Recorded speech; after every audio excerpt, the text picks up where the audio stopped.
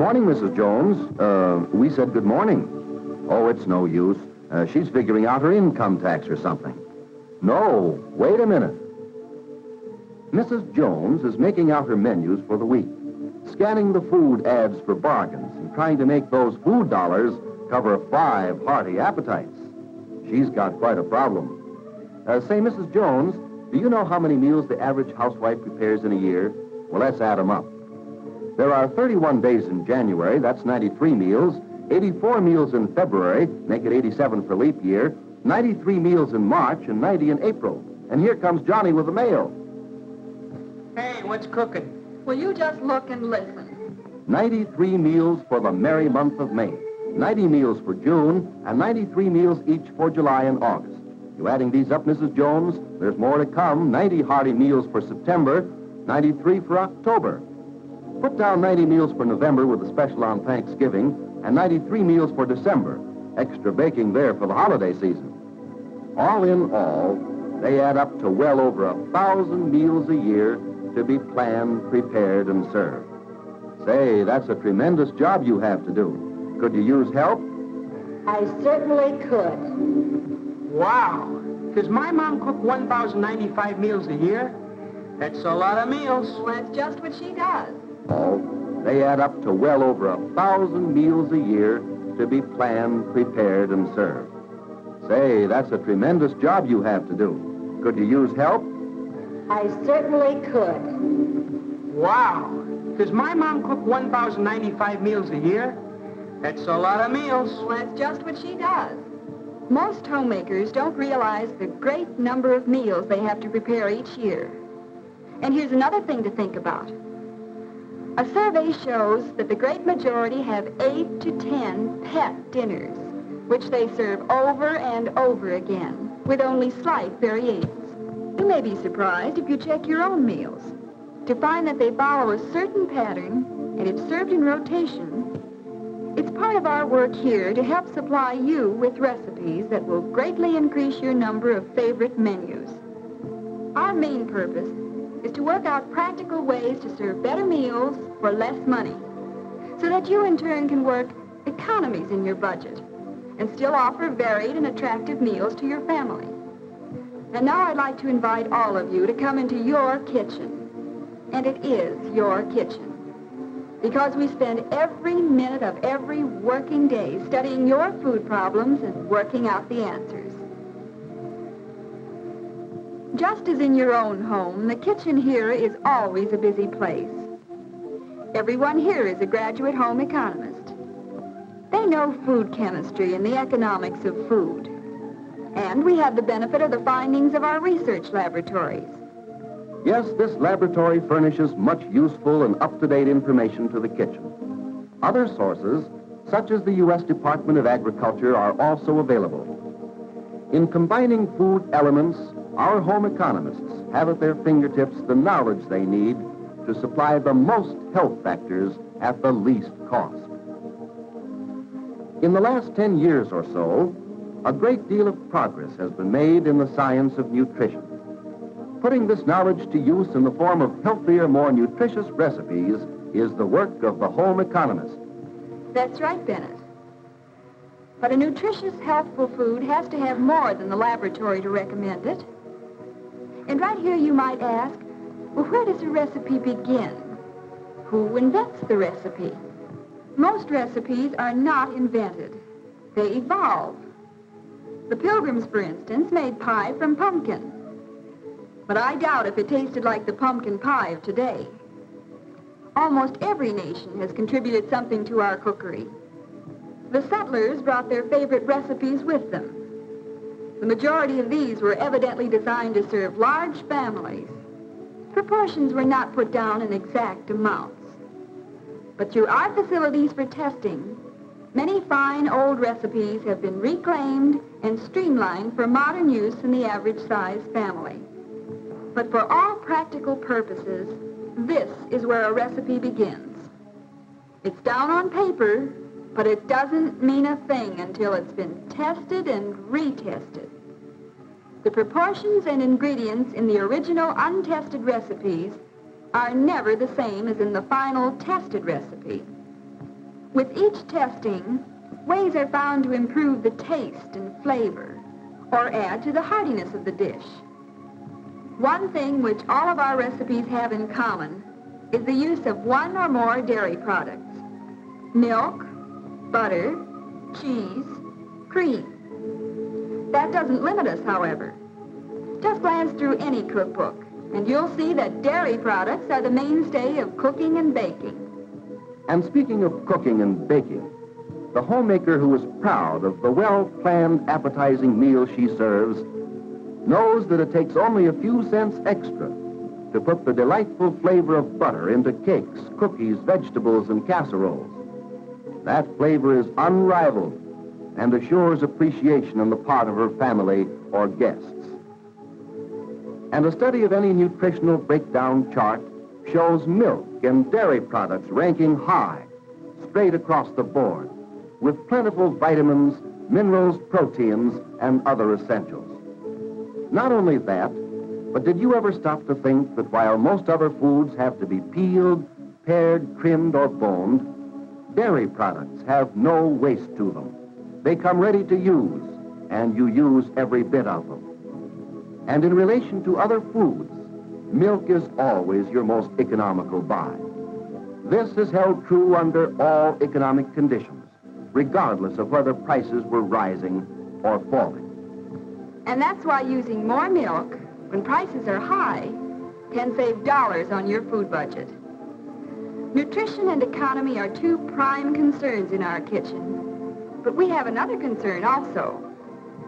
Foods must look appetizing. We work out attractive serving methods also. We use dishes about the same size as those used by the average family. In fact, everything in this small family-sized kitchen is scaled to give results that you will be able to achieve in your own home. We test our recipes on both gas and electric stoves to be sure there is no variation. Well, the kitchen certainly gets its mail promptly. Yes, sir. Funny, isn't it, the attraction the old cookie jar in the kitchen has for boys? Some not so young either. Hey! The recipes tested in the family-sized kitchen have made up in quantity also for our taste panels. The men being served here are from our plant. Some do hard physical work and are good judges of whether a food is sufficiently satisfying. Others are from the clerical and administrative staff. We serve average servings, but of course they can come back for second helpings. Some require more food than others. The calories you require depends on the kind of work you do, your age, type of body build, and other factors too. The man doing hard physical work needs about 4,500 calories a day. But a growing teenager may require almost as much in calories as a grown, active man. And for the record, each man on the taste panel fills out a questionnaire telling what he thought of the particular dish being tested. We get sincere opinions from these tests. These forms will now serve as a guide in making any revisions or changes in the recipe tested. Of course, there are others in the house who have to be pleased, too. We need women's opinions as well as men's. So our recipes are also tested by club groups. We have a group today in our large dining room. Look at those pretty tables, all decorated with fresh flowers. The men didn't get anything like this. Just how would you describe it, Kay? A low bowl arrangement of red celosia and white button pom-poms on ivory damask. The china is Castleton in the Jubilee pattern. Don't you like the unusual shaped yellow pottery with the matching tumblers in white oats pattern? Our cloth is Irish green, and the table decorations combine wheat and marigolds. On a rough textured chartreuse fabric, we have Franciscan pottery in an apple pattern. Notice the matching apple pattern in the glassware. The novelty decoration is tan daisy pom-poms and real apples. beautiful setting, beautiful decorations. But where's the food? Oh, here it is. The salad is lime jello with diced pineapple on watercress with center filled with cream cottage cheese and garnished with radish roses and carrot flowers. Now the vegetable is buttered asparagus tips, and the main dish is creamed egg supreme. Hard-cooked eggs, chopped green peppers and pimento and cream sauce over chow mein noodles. Looks good, doesn't it? Well, isn't this nice? Is this seat taken? Why, yes, I'm sure it is. Oh, thanks very much. Oh, did I keep you waiting? I'm sorry, but I simply had to exchange a pair of shoes for Bambi. And I lost my ticket, and they wouldn't do a thing for me if you exchanged this.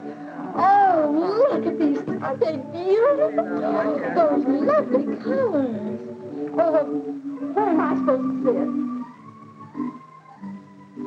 sit? Yeah, that's what I thought. Oh, thanks. Well, there isn't any place for Bambi. Oh, maybe I shouldn't have brought her. We'll find a place for Bambi. Oh. I'm so glad I made it, Bambi. What a cozy corner. Quiet, too. Or is it? Quite comfortable here. Thank you very much. You're welcome.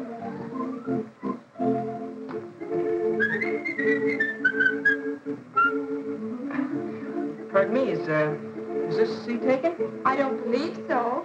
Well, it is now. Would you care for gumdrop? Yeah. I haven't got any gumdrops. Planning meals 3 days to a week ahead of time permits you to select the most suitable recipes and to prepare them to the best advantage. But aside from balance in nutrition, we should maintain balance in other phases of the meal. Serve soft foods with a crisp salad. A heavy main dish calls for a light salad. Bland foods combine well with tart or sweet flavors. Variety helps achieve that balance. We need variety in colors, variety in textures, variety even in our table settings and decorations. And now our guests give their written opinions on the recipes tested here today. The comments and suggestions received in this way are carefully studied by the kitchen staff. To complete our dinner today, we're having one of America's top favorite foods, ice cream. And we're prepared to show you the very newest in settings and servings right now. We can go into the small dining room while the tables are being cleared here and your dessert brought in. One of the very nicest things about ice cream is that you can serve it plain or dress it up. Either way, everybody's happy. We can enjoy delicious, healthful ice cream the year round. There's no closed season on it. Our table settings today are designed for round the year. Let me tell about these, Kay. Ice cream is my dish. Now, this spring dessert is called double strawberry shortcake, it says here. And here's how you make it. Pile strawberry ice cream between thin, tender squares of pastry and top with whipped cream and fresh strawberries. How about a peach sunburst for the good old summertime? Sprinkle coconut on meringue and bake. And then top that with scoops of vanilla ice cream, fresh peach slice, and a maraschino cherry. And here's a fall favorite. Everybody falls for this. It's an ice cream pie with chocolate wafer crust and lemon custard ice cream filling, sprinkled with sweet grated chocolate. I tried that in the kitchen, and it's mighty good. Know what this is? Sure you do. It's the queen of all ice cream desserts, Baked Alaska. Maybe you thought Baked Alaska is hard to make, but it's so easy I can make it myself. You just place a brick of ice cream on a slightly larger layer of sponge cake and insulate the whole thing with a thick coat of sweet, fluffy meringue. Place it in a hot oven about 425 degrees and bake 5 minutes. Easy to make and easy to eat. I know you're going to enjoy your ice cream dessert today. And remember that the easiest way to please your husband and family is to have ice cream desserts often. The kitchen here is always working out new recipes, too, So take advantage of it. Our work here is entirely for your benefit. So feel free to call on us for any help you might need in preparing well-balanced, healthful meals that have the variety that is so important to health and appetite. By using the tested dairy recipes, which we are constantly producing here, you'll find it's easy to increase a repertoire of 8 or 10 meals to 30 or more different meals. You'll have fun doing it and make a very important saving in your food budget. I had some of the most wonderful southern butterscotch pecan pie when I was down south last summer. Darling little old southern lady gave me the recipe, but she was just a little vague about the measurements, and I just can't seem to make it work out right. Well, I wondered, since you have this lovely test kitchen and all, would you be willing to try it out here and then let me know just what the measurements should be? Oh, we certainly will. Oh, well, I just appreciate it so much. And now, I'd like to invite every homemaker to visit us here at Beatrice Foods. See the work we're doing and offer any comments or suggestions. If a visit in person isn't possible, then feel free to write to us, as you would to a friend. Your problems are our problems. And this kitchen is your kitchen. Well, eating is no problem for the little Jones girl. Milk is her favorite food. But here are facts and figures from the Beatrice Foods kitchen, which interested her mother. Your main meal should supply 50% of your daily calorie needs. And your 2 other meals should supply 25% each. A calorie, of course, is the heat unit upon which we depend for energy. And we've just made some very interesting comparisons on calories and cost, showing how dairy recipes save from 10 to 25% in money, while furnishing 25% more in calories. Yes, the Beatrice Foods kitchen is constantly at your service, working out ways to supply more food values for less money, utilizing the scientist in the laboratory, the home economist in the kitchen, to provide healthful, money-saving recipes that are tested and retested to make sure of pleasing your family. And Mrs. Jones did get the help she needed. What's on the menu tonight? Hot bouillon, cottage cheese and cinnamon apple salad, pork chops, baked potatoes with butter, creamed broccoli, cherry cobbler with whipped cream. Well, that's a hearty meal. And we can be grateful, too, Bobby, for a bounteous land with rich fields and valleys cultivated by millions of American farmers. A transportation system unrivaled for speed and efficiency. Food processors who feel an obligation to the millions of mothers like Mrs. Jones and who spare no effort in helping her with the best methods of preparing and serving that food. In this great land of ours, the heart of the home is in the kitchen. And for the millions of homemakers of America, let Beatrice Foods and Meadow Gold make every day a brighter day in your kitchen.